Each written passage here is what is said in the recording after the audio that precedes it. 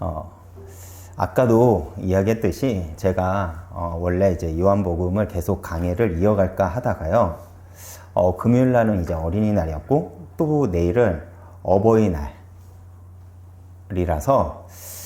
그 주일이 문득 그 사이에 있어서 문득 1년 동안 우리가 예배를 드리면서 가정이 이제 말씀의 주제가 되는 날이 아마 거의 없지 않나 생각이 들어서요.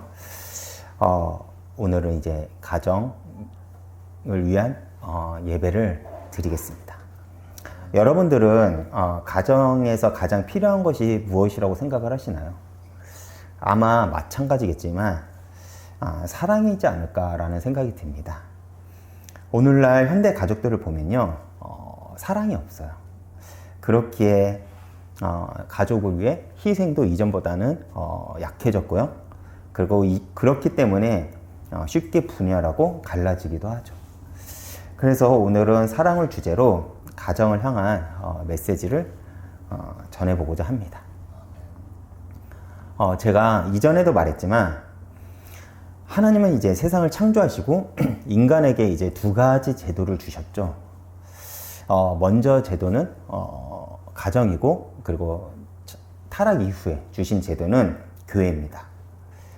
그렇다면 왜 하나님은요, 가정을 만드시고 또 교회를 만드셨을까요? 여러분들도 잘 알다시피 본래 가정의 역할은요, 단순히 가족끼리 잘 먹고 잘 살자가 아니라 교회의 역할을 했어요. 그래서 그 가정을 통해서 하나님을 배우고요, 예배를 드리고, 그리고 하나님과 함께하고자 하나님은요, 이제 가정을 우리에게 주셨죠. 그런데 죄가 들어오고 나서 제일 먼저 무너진 것이 가정입니다. 가정이 제일 먼저 깨졌죠. 부부관계가 깨지고요, 형제들 간이 서로 미워하게 됐고요. 그리고 부모 자식 간의 그 사랑이 갈라졌습니다. 그래서 하나님은요, 다시 인간과 관계를 회복하기 위해서 이제 교회를 주셨죠. 그래서 크리스천의 가정은요, 언제나 교회와 연결이 됩니다. 단순히 가정과 교회가 분리되는 것이 아니라는 거죠. 교회와 가정을 분리해서는 크리스천은요, 생각할 수 없습니다. 그렇기 때문에 크리스천이 교회가 중심이 되는 것은 사실 가정을 회복하는 길이기도 합니다. 그렇다면 여러분들은 그러면 교회를 어떻게 생각하시나요?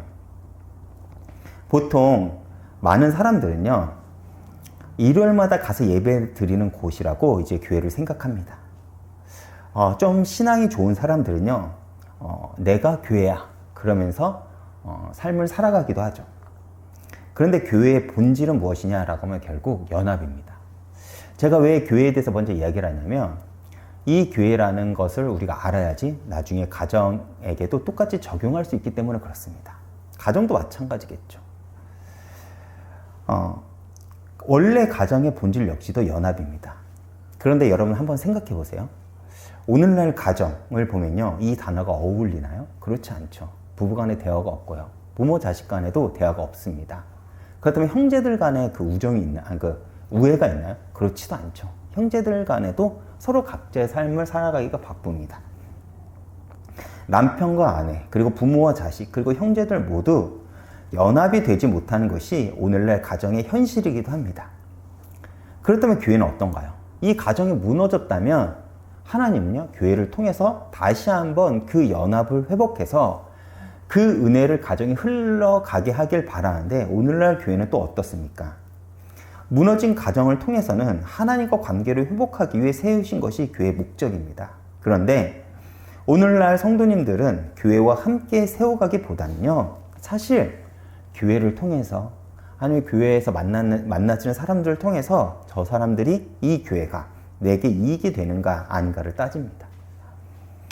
교회 역시도 가정처럼 각자의 유익만을 따지는 것이 오늘날 교회의 현실이 되었죠. 즉, 연합을 위해 만드신 두 제도, 그리고 가정과 교회는 어느새 연합의 모습을 잃어버린 것입니다. 그래서 오늘날 교회가 세상의 외면을 받는 것이고요. 그리고 많은 다음 세대들 역시 부모님을 보면서 신앙을 배워가지 않죠. 왜요? 내가 배울 것이 없다고 생각하고 오히려 이중적이다라고 생각할 때가 많아요. 교회에서는 저렇게 좋은 장로님, 저렇게 좋은 집사님, 저렇게 좋은 중직자의 모습을 가지고 있는데 집에서는 그렇지 않죠. 그렇기 때문에 다음 세대들이 부모님들의 신앙을 보면서 교회를 멀리하는 경우도 많습니다.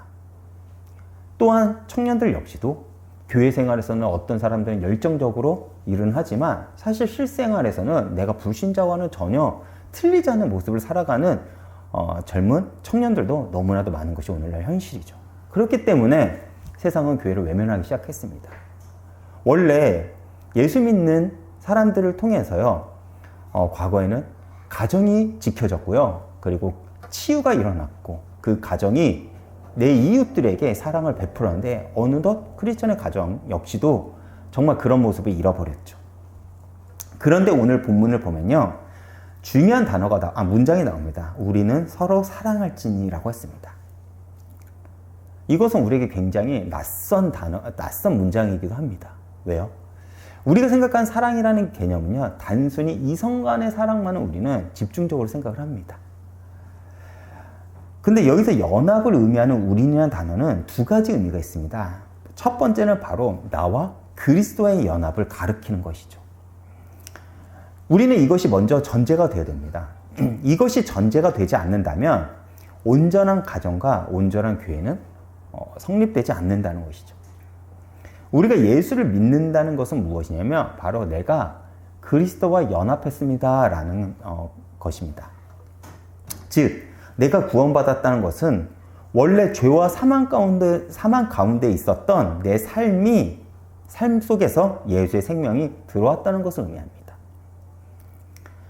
그래서 우리가 예수를 그리스도로 고백할 수 있는 것이고, 그리스도가 나의 주인이라고 여러분들이 영접을 한다면 우리가 성령으로 말미암아 그리스도와 하나 됨으로써 예수의 삶이 곧 나의 삶이 되는 것입니다. 이것이 왜 중요한지 아십니까? 예수님의 그 운명의 절정은 무엇이 있죠? 십자가가 있습니다. 그 십자가는 뭐냐면 사랑 때문에 희생한 예수님의 선택이라는 것이죠. 마찬가지로 우리 역시도 그 운명이 내 속에 들어왔다면요, 우리 역시도 사랑 때문에 내 교회를 위해 그리고 내 가정을 위해 희생하는 것이 마땅하다는 것입니다. 원래 이것이 크리스천의 자세였어요. 근데 오늘날 교회와 가정은 어떻습니까? 아무리 가족이라도, 아무리 내 지체라도 내 이익에 걸림돌이 된다면 우리는 가차없이 외면해 보는 것이 오늘날 우리의 현실이기도 합니다. 그리고 두 번째, 우리라는 단어의 그 의미는 무엇입니까? 나와 교회, 즉 나와 구원받은 주의 자녀들의 연합입니다. 바울이 자신의 서신서에서 교회를 이야기하면서 수많이 외쳤던 내용이 무엇입니까? 그리스도 안에서 우리는 하나다라는 것입니다. 그리스도 안에서 우리는 한 지체라는 것이죠. 이것이 교회가 교회답게 되는 정의입니다. 사실 오늘날 이제 몇 년 전부터 이제 코로나가 시작돼가지고요, 많은 교회들이 이 연합이라는 개념이 많이 무너졌다고 합니다. 그리고 개인의 신앙에 굉장히 많이 집중을 해요. 사실 성도들 입장에서 보면 집에서 인터넷만 틀면 언제든지 좋은 퀄리티 있는 설교를 들을 수 있어서 굳이 내가 애써서 나가지 않아도 되는 지금 신앙의 어떤 그 발판이 만들어졌습니다. 그런데 중요한 것은 무엇이냐면 어느 정도는 내가 은혜를 받을 수 있어요. 그런데 진짜로 하나님께서 주시고자 하는 그 교회의 축복, 그리고 하나님께서 맡겨주고자 하는 그 응답의 축복은요, 우리가 누릴 수 없다는 것이죠. 절대 그 사람들을 통해서는요, 하나님께서는 전도도 그리고 하나님의 역사도 일어나지 않는다는 것입니다. 사실 이 연합, 나와 구원받은 주의 자녀들과의 그 연합에 그것이 성립되지 않는다면 사실 교회가 교회될 수가 없다는 것입니다. 그러면 무엇입니까? 그냥 내 마음의 안식을 얻을 수 있는 한 모임일 수밖에 없어요. 그리고 그렇게 우리가 교회의 지체들과 연합이 만약에 여러분들이 되었다면 이 응답은요, 가정까지 이어진다는 것입니다. 진짜 예수를 잘 믿는다면 제일 먼저 느끼는 사람이 누구냐라면 가족들이라는 거예요. 여러분, 내가 교회 안에서 성도들과 잘 지내요. 그런데 가정에서는 다른 모습이다. 그러면 과연 그 사람이 은혜를 경험한 사람일까요? 저는 그렇지 않다고 봅니다. 진짜 복음을 아는 사람이라면, 복음을 깨달은 사람이라면요, 가장 가까운 이에게 가장 큰 변화를 느끼게 하는 것이 마땅합니다. 그렇지 않다면 그것은 가면을 쓴 모습이겠죠. 그렇지 않나요? 그렇게 내가 교회와 먼저 깊이 연합이 된 자라면요, 그 응답은요 반드시 가정까지 이어진다는 것입니다. 이제 주님은 우리에게 서로 사랑할지니라고 우리에게 요구하고 있습니다. 그렇다면 여러분, 사랑이 무엇인가요? 성경에서 사랑을 가장 잘 정의한 성경의 말씀은요, 아마도 고린도전서 13장이지 않을까 생각이 듭니다. 그래서 고린도전서 13장의 별명은요, 사랑장이라고 하죠. 제가 1장부터 3절까지 먼저 읽어보겠습니다. 내가 사람의 방언과 천사의 말을 할지라도 사랑이 없으면 소리나는 구리와 울리는 꽹과리가 되고, 내가 예언하는 능력이 있어 모든 비밀과 모든 지식을 알고 또 산을 옮길 만한 모든 믿음이 있을지라도 사랑이 없으면 내가 아무것도 아니요, 내가 내게 있는 모든 것을 구제하고 또 내 몸을 불사르게 내줄지라도 사랑이 없으면 내게 아무 유익이 없느니라. 무슨 말입니까? 어떤 대단한 능력, 그리고 역사, 응답이 있다라고 해도 사랑이 없으면요, 하나님께서 인정하지 않는다는 것입니다. 그 역사와 그 능력은요, 하나님께서 주시고자 하는 우리에게 베푼 능력이 아니라는 거예요. 하나님 인정하지 않는다는 것입니다. 이것은 사실 우리가 생각하는 신앙과는 다르죠. 왜요? 우리가 왜 교회에서 예배를 드리고 헌신을 했습니까? 사실 복을 받기 위해서입니다. 능력을 얻기 위해서죠. 그런데 아무리 내가 많은 응답과 복을 받고 능력을 얻는다고 해도 그 중심엔 사랑하는 마음이 없다면 이 서신서를 기록한 사도 요한은요, 아무것도 아니라고 이야기를 합니다. 다시 말해, 사도 바울은 아무것도 아니라고 얘기를 합니다. 다시 말해, 내가 전도를 하고 어떤 역사를 베풀고 내가 어떤 일을 할 때 그 중심에 사랑이 있어야지 그 역사는요, 하나님께서 인도하는 역사예요. 하나님께서 인정하는 수고요. 하나님께서 기뻐하는 헌신이라는 것입니다. 그리고 이 전제 위에 사랑에 대한 전제, 그러니까 고린도전서 13장 1절부터 3절 전제 위에 사랑에 대한 정의가 본격적으로 고린도전서 13장 4절부터 7절까지 나옵니다. 제가 읽어보겠습니다. 사랑은 오래 참고, 사랑은 온유하며 시기하지 아니하고, 사랑은 자랑하지 아니하며 교만하지 아니하며 무례히 행하지 아니하며 자기의 유익을 구하지 아니하며 성내지 아니하며 악한 것을 생각하지 아니하며 불의를 기뻐하지 아니하며 진리와 함께 기뻐하고.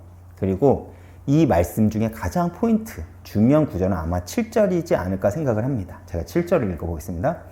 모든 것을 참으며 모든 것을 믿으며 모든 것을 바라며 모든 것을 견디느니라. 성경에서 말하는 사랑은 세상에서 말하는 감정적 사랑을 이야기하는 것이 아니죠. 고린도전서 13장 4절부터 7절까지를 한 단어로 정의하면 아마 이거지 않을까 생각을 해봅니다.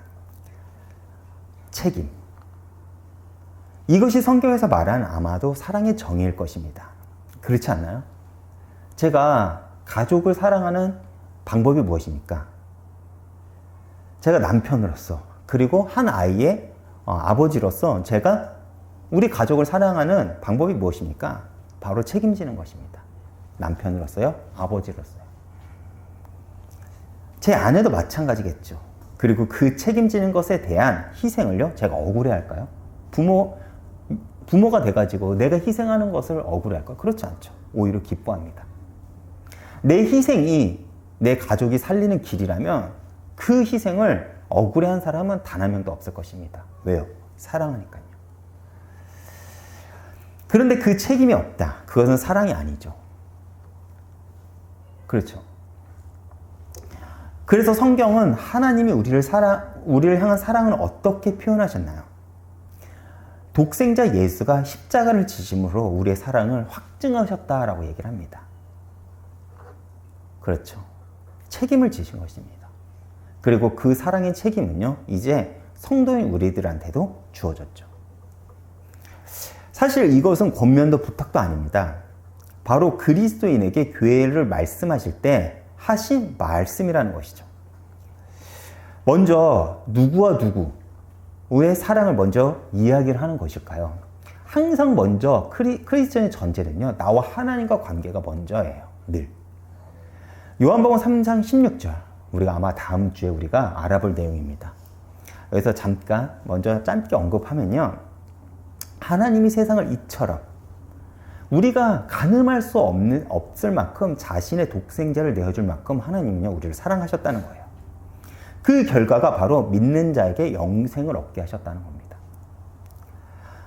먼저 나와 그리스도와의 연합이 되었다는 것이죠. 그리고 이어서 제가 히브리서 12장 2절을 보겠습니다. 믿음의 주여 또 온전케 하시는 이인 예수를 바라보자. 그는 그 앞에 있는 기쁨을 위하여 십자가를 참으사 부끄러움을 개의치 아니하시더니 하나님 보좌 우편에 앉으셨느니라. 사실 여기서 우리가 이해하지 못하는 문장이 하나가 있습니다. 주님은 지금 어떤 것 앞에 있는 기쁨을 위하여 십자가를 참으셨다고 합니다. 어떤 기쁨이 얼마나 크냐면요, 그 십자가의 고통을 잃어버릴 만큼 굉장히 컸다는 거예요. 근데 여러분 한번 생각해 보세요. 여러분들도 잘 알다시피 십자가는요, 당시 가장 고통스럽게 범죄자를 고문하고 죽이는 사형 제도였어요. 그런데 그 고통을 뛰어넘을 만큼 어떤 기쁨이 예수님 앞에 있었기 때문에 예수님은요, 그 십자가의 길을 기쁨으로 받아들였다는 것입니다. 그 기쁨이 무엇입니까? 바로 언젠가는 거룩해지고, 언젠가는 예수님을 닮고, 언젠가는 죄에서 자유하여지고, 언젠가는 예수 그리스도의 장성한 분량까지 성장한 나를요, 먼저 앞에다 두시고요, 예수님은요, 그걸 바라보시고 기쁨으로 그 길을 걸어가셨다는 것입니다. 왜 그것이 기쁨일까요? 우리를 사랑하기 때문에 그렇습니다.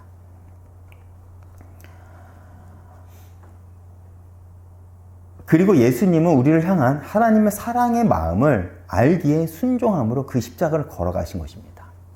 사실 이 문장은요, 아마 결혼하기 전에, 아이를 낳기 전에는 아마 이해하지 못할 거예요. 제가 부모가 되니까 이 마음을 정확하게 알겠어요. 저 역시 제가 이전에도 말했지만 제 자녀가요, 성공할 거라는 보장이 있잖아요. 저는 어떤 고난과 어려움, 희생 감당할 준비가 되어 있습니다. 진짜 거지처럼 살아도 되고요, 무시받으면서 살아도 돼요. 제 자녀가요, 성공할 것이 보장이 된다면. 여러분들은 그렇지 않나요? 누구나 그럴 것입니다. 그렇다면 이제 우리에게 요구되는 것이 있죠. 그 사랑을 알았어요. 그 사랑을 경험했어요. 그 사랑을요, 정말 내가 느꼈어요. 그러면 우리들에게 요구되는 것은 이것입니다. 너도 나를 이처럼 사랑할 수 있느냐는 겁니다. 흔히 세상에서 교회의 속성을요, 사랑이라고 이야기를 합니다. 여러분들은 동의하시나요?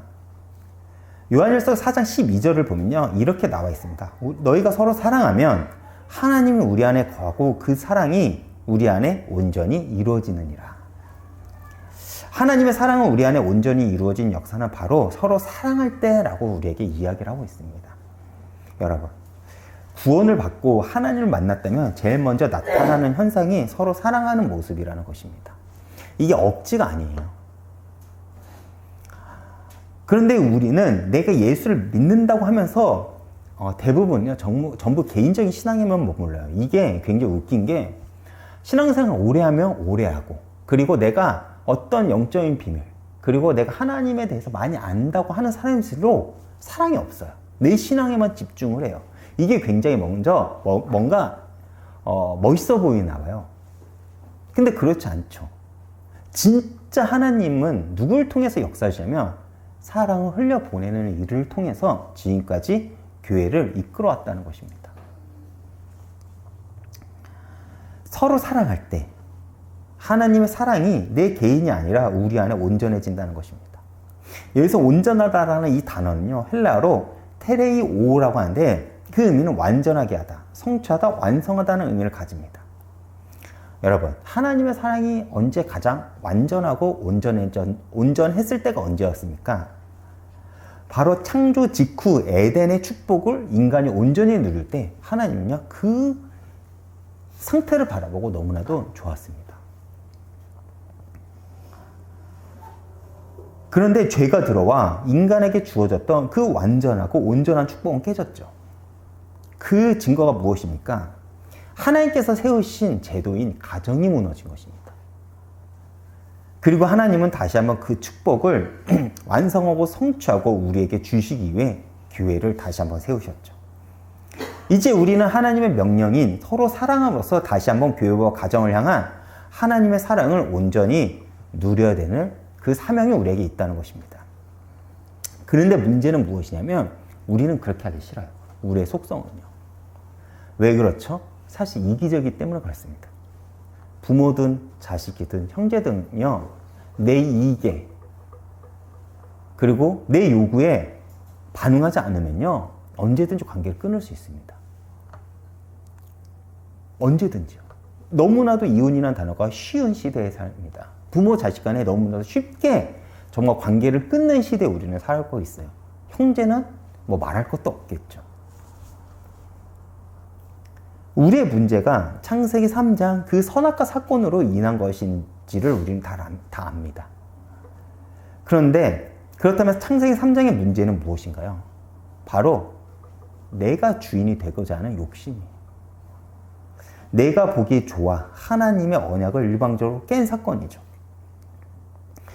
그리고 그 중심, 그 하나님과 언약과의 관계를 깬 그 중심의 가장 대표적인 인물이 아마 나 중심의 가장 대표적인 인물이 가인이지 않을까 생각이 듭니다. 오늘 본문에서 큰 전제를 주면서 가인과 같이 하지 말라고 우리에게 명령하고 있습니다. 그렇다면 가인의 어떤 것을 말하는 것일까요? 이 질문에 답을 하려면 창세기 4장 9절을 우리가 한번 볼 수 있어야 됩니다. 제가 읽어보겠습니다. 앞에는 말고 제가 후반부만 읽어보겠습니다. 그가 이르되 내가 알지 못하나이다. 내가 아우를 지키는 자이니까? 가인이 동생 아벨을 죽인 다음에 외쳤던 말이 뭐냐면 내가 아우를 지키는 자이니까? 라고 가인은 외칩니다. 이것이 가인의 특징이라는 거예요. 하나님을 내 마음에서 몰아내고 내가 내 인생의 주인이 되어 살아가는 이 세상에서 대인관계를 향해 수없이 외치는 메시지가 바로 이거 아닙니까? 오늘날 가정과 그리고 교회 왜 무너졌습니까? 복음이 없어서 무너졌습니까? 그러면 100년 전, 30년 전 우리가 복음을 모른다고 전제했던 그 시대 그렇지 않나요? 복음이 선명하지 않았어. 율법주의였어. 뭐 신비주의였어. 이렇게 우리가 외쳤었던 그 한국 교회 때 한국 교회들은 무엇 때문에 부흥했을까요? 그렇죠. 우리가 보면요. 교회 역사를 보면요. 너무나도 단순해요. 예수 믿으면 구원받아. 이 한마디로 그들은 뒤집어졌다니까요. 그 죄야. 하나님 앞에 철저하게 회개하고요. 돌아왔어요. 물론 우리가 보기엔 너무나도 어설픈 게 많습니다. 그러면 다른 말로 하겠습니다. 복음을 안다고 한 우리들은 왜 시간이 지나면 지날수록 그 성도의 수가 점점점 줄어드나요? 그때는 복음이 힘이 있다 쳐더라도 그럼에도 우리의 신앙의 선배들은요. 내 이웃을 내 몸과 같이 사랑하는 그 말씀에 순종했기 때문에 그 열매를 오늘날 저희 세대가 받아먹은 것입니다. 저는 사실 이 메시지를요. 청년들에게 외치고 싶을 때가 너무나도 많아요. 청년들이 가지고 있는 신앙관이 무엇입니까? 나 중심이에요, 결국. 그리고 그들이 가지고 있는 가정관 역시도요, 거기서 크게 다르지 않습니다. 그런데 성경은 분명하게 얘기해요. 가인과 같이 하지 말라. 너 중심대로 살지 마. 라는 거예요. 그건 누구 중심대로 살라는 것입니까? 예수 중심이요. 복음 중심이요. 하나님 마음을 아는 그 중심으로 살라는 것입니다. 우리가 서로 사랑하지 못한다면 우리에게 다가올 미래는 아마 다음 세대가 교회를 경험하지 못할 현장이라는 것입니다. 그리고 그들은 복음을 잃어버릴 것이에요.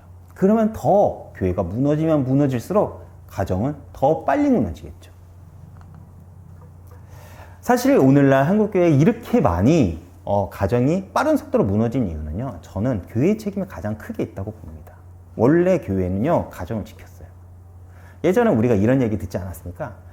매 맞는 아내가 예수님 때문에 어쩔 수 없이 그 남편을 끌어안고 울면서 새벽마다 기도를 해요. 근데 어느 날 남편이 변화가 돼요. 그리고 그 남편은 진짜 하나님 앞에 회개하는 마음으로 정말 평생 동안 그렇게 전도자의 삶을 살아간다. 그런 몇몇의 우리가 사례들을 우리가 들어서 알고 있지 않습니까? 그런데 우리는 너무나도 쉽게 가정을 포기하고 자녀를 포기하고 부모와의 연을 끊고 형제들과의 그 관계를 끊는 현장들을 우리가 너무나도 쉽게 봅니다. 이유는 딱 한 가지죠. 자기 중심. 오늘날 왜 교회가 사랑을 잃어버렸을까요? 세상을 너무 닮아버렸기 때문입니다.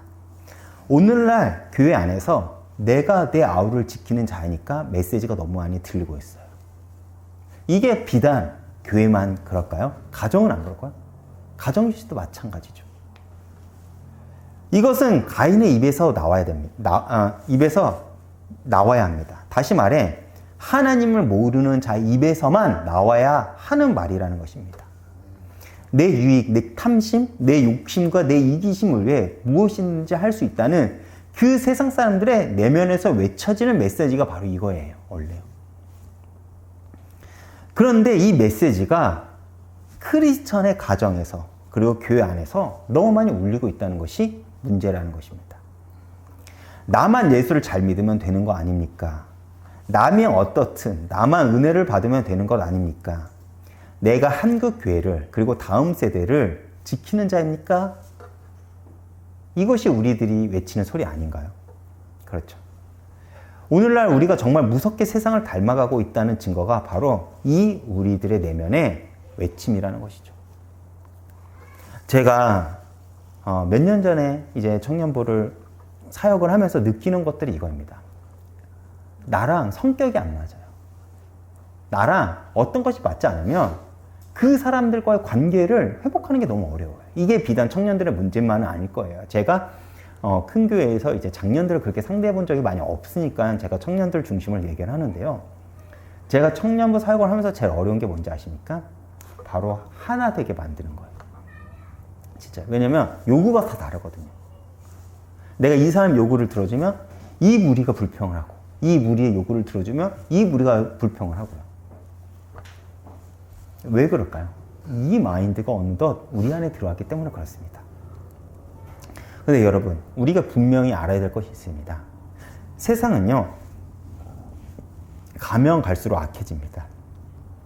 다른 말로 하면요, 가면 갈수록 우리는요, 신앙을 지키기가 더욱 어려워질 거라는 거예요. 우리의 부모님의 신앙이 나보다 좋으면 안 돼요. 다음 세대들 사실 신앙이 더 강해야 되거든요. 왜요? 갈수록 세상은 악해지고요. 우리의 신앙은 그것을 견디지 못할 거예요.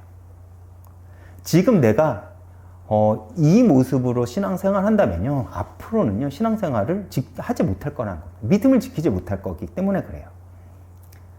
세상은 계속 우리에게 너 자신을 사랑하라고 가르칩니다. 그런데 하나님은요. 세상과는 다른 메시지를 우리에게 줍니다. 서로 사랑해라. 이것은 남녀 간의 감정적 사랑을 말하는 것이 아닙니다. 그리고 이 말을 잘못 해석해서 누구는 동성애를 옹호하기도 하죠. 이것 역시도 자기 중심적 세계관에서 나온 생각입니다. 하나님이 우리에게 알려주시고 보여주신 사랑의 내용은 무엇인가요? 바로 십자가입니다. 십자가는 세상의 가르침과는 정반대의 길입니다. 그래서 오늘 보면 13절에 보면요. 세상이 우리를 미워해도 이상히 여기지 말라고 하는 것입니다. 그리고 14절에 뭐라고 나와 있습니까? 형제를 미워하는 자는 사망에 머물러 있고 사랑하는 자는 생명으로 옮겨졌다고 합니다. 그리고 요한 1서의 저자는요. 그런 우리에게 십자가의 길을 소개하고 있습니다. 왜요? 그것이 생명으로 가는 당연한 길이기 때문에 그렇습니다. 요한일서 4장 8절 그리고 16절을 보면요. 굉장히 제가 좋아하는 문장이 하나 나왔습니다. 그게 뭐냐면 하나님은 사랑이시니라. 이것이 무엇을 의미하나요? 우리는 하나님의 형상으로 창조되었습니다. 즉 하나님의 형상으로 회복된 우리는요. 하나님의 사랑의 본질을 가지고 있다는 거예요. 다시 말해 하나님이 어떤 분이냐? 한 단어로 이야기를 하면 아마 저는 사랑이지 않을까 생각을 합니다. 왜요? 사랑 때문에 거기까지 가셨거든요. 사랑 때문에. 부모가 왜 부모입니까? 자녀를 사랑하기에 거기까지 갈 수 있기 때문에 부모입니다. 그렇죠. 그래서 여러분 그거 아십니까? 십계명에 보면요, 부모를 공경해라는 말은 있죠. 5계명에. 내 부모를 공경하라. 근데 내 자녀를 사랑하는 말은 없어요. 왜 그런지 아십니까? 그건 당연하거든요. 근데 정확하게 부모를 공경하라고 얘기를 해요. 왜요? 그거는요, 어렵거든요. 죄로 인해 하나님의 형상이 깨진 우리에게 내가 나중심적으로 사는 것이 아니라 내가 부모를 공경하고 내 이웃을 사랑한다는 것은요, 그만큼 어려운 길이기 때문에 쉽게만 그렇게 적어놓은 거예요.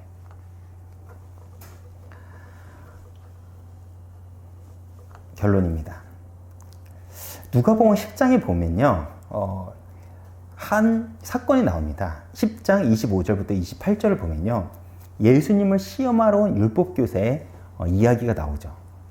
그는요, 예수님에게 한 질문합니다. 율법 중에 가장 큰 계명이 무엇입니까? 라고 예수님께 질문을 하죠. 그 질문에 예수님은요, 레위기를 인용하여 답을 하십니다. 하나님을 사랑하고 내 이웃을 사랑하라. 그 대답에 이어서 예수님은요, 뭐라고 얘기를 하냐면요, 그리고 너가 그렇게 행하면 너희가 살리라 라고 합니다. 왜 예수님은 그렇게 대답을 하셨습니까? 이 율법 선생은요, 율법 교사는요, 그걸 알았어요. 율법의 내용을요. 그런데 생명을 얻고자 예수님을 찾아왔는데 예수님은 너가 알고 있는 대로 행하라는 거예요. 우리가 제일 하기 싫은 거죠. 우리는 깨달으면 된다고 생각을 하잖아요. 우리는 믿음만 있다고 생각을 하잖아요. 근데 너가 믿음이 있다는 증거는 뭐냐면 너가 말씀대로 행동하는 거야. 근데 말씀대로 행동하는 것 중 제일 어려운 게 뭔지 아니? 서로 사랑하는 거야. 그걸 하라는 거예요. 그럼 너가 생명을 얻을 수 있어. 왜 그것이 생명을 얻는 길일까요? 그것이 예수님을 닮아가는 길이기 때문에 그렇습니다. 그리고 그것이 사랑이 율법의 완성이 되는 장면이기 때문에 그렇죠. 로마서 8장 3절에서 4절을 보면요, 하나님이 자기의 아들을 보내신 이유가 바로 이 율법의 요구를요, 완성하게 하려 하기 때문에 그렇습니다. 그 율법의 요구는 무엇인가요? 바로 율법교사의 질문처럼 하나님을 사랑하고 내 이웃을 사랑하라는 것입니다. 그래서 예수님은 그 율법교사에게 너가 그 사실을 안다면 그것을 행하라. 그러면 산다고 말씀하시는 것이죠.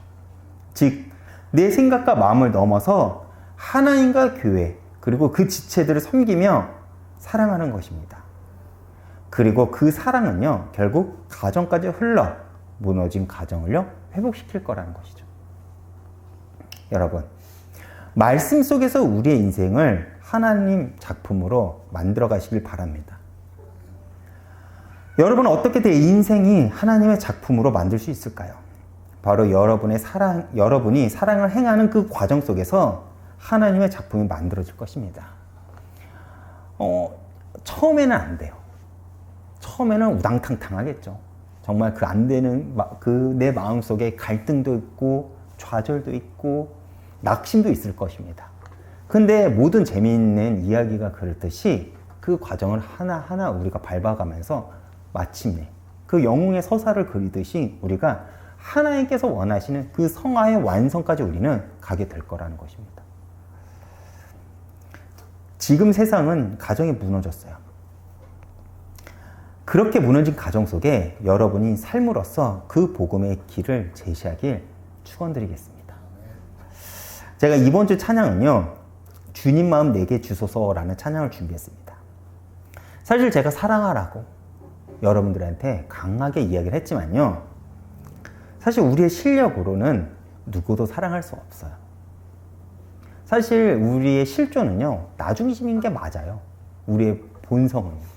누군가를 사랑한다는 것은 정말 너무나도 어렵거든요. 우리가 언제 사랑하면 내 욕구가 채워졌을 때. 그래서 그런 한계를 가진 우리가 구해야 될 것은 무엇이냐면 그래서 주님의 마음이라는 것입니다. 주님이 어떤 마음으로 우리를 위해 십자가 길을 가셨을까요? 그것을 경험한다면, 그 마음을 알고 경험한다면 우리는 가족과 교회, 그리고 더 나아가 내게 붙여준 그 영혼들을 우리는 사랑할 수 있을 것입니다. 그래서 먼저 하나님과 나와의 관계가 먼저 회복이 되어야 된다는 것입니다. 그리고 그런 여러분들 통해 하나님은요, 무너진 가정과 교회를 회복하실 거고, 그 응답이 흘러 다시 한번 여러분을 통해서 하나님의 영광은 드러날 것입니다. 이 찬양을 통해서 여러분 큰 은혜 받으시길 바랍니다.